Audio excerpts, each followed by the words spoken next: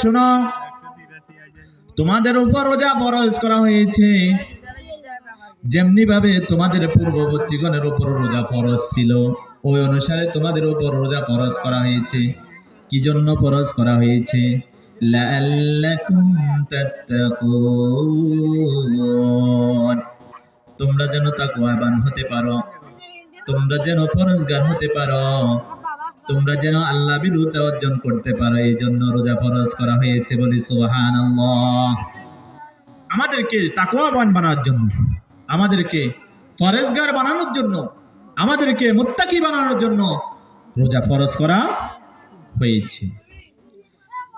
সাওম, সাওম মানে বিরত থাকা, সাওম মানে পানাহার থেকে বিরত থাকা, স্ত্রী সহবাস থেকে বিরত থাকা, যাবতীয় অশ্লীল পাপাচার কাজ থেকে বিরত থাকা। পারিভাষিক অর্থ হচ্ছে সুবে সাদিক থেকে সূর্য অস্ত পর্যন্ত কোনো ধরনের খাওয়া দাওয়া থেকে, স্ত্রী সহবাস থাকা থেকে বিরত থাকা, এই মানে হচ্ছে সাওম। সব কিছু থেকে বিরত থাকার নাম কি? রোজা। সকাল থেকে শুরু করে ইফতারের এক মুহূর্ত পর্যন্ত প্রচন্ড খিদার তাড়নায় আপনার অনেক খিদা পেয়েছে, চাইলে আপনি ঘরে বসে ঘরে ঢুকে দরজা বন্ধ করে দিয়ে খেতে পারতেন, কিন্তু আপনি খেলেন না। আপনি বললেন আপনি রোজাদার, আমি যদি এখন খাই আমার রোজা হবে না, কারণ আমি রোজাদার, আমি রোজা রেখেছি, আমি রোজা পালন করছি।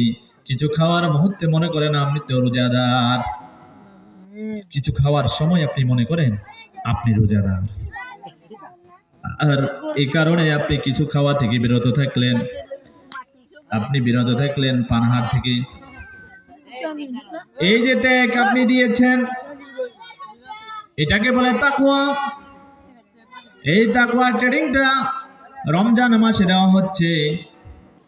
এই রমজান থেকে শিক্ষা নিয়ে, রমাদান মাস থেকে শিক্ষা নিয়ে আপনার পরবর্তী 11টা মাস এই শিক্ষাটাকে কাজে লাগাতে হবে। সম্মানিত বাবাজানরা, সম্মানিত ভাইয়েরা, আপনারা রোজা রেখে ইফতারের এক মুহূর্তে আগেও কিছু খেলেন না, আপনি মনে করলেন আমি তো রোজাদার, এখন খেলে আমার রোজা ভেঙে যাবে, আপনি এই জন্য খেলেন না, খাওয়া থেকে বিরত থাকলেন, আপনি পানাহার থেকে বিরত থাকলেন, সব কিছু থেকে আপনি বিরত থাকলেন। 1 মিনিট বাকি আছে, তখন আপনি বিরত থেকে বললেন আল্লাহ, আল্লাহ তো এই মুহূর্তে যদি আমি খাই আমার রোজা ভেঙে যাবে, আল্লাহ তো আমাকে দেখছেন, এই জন্য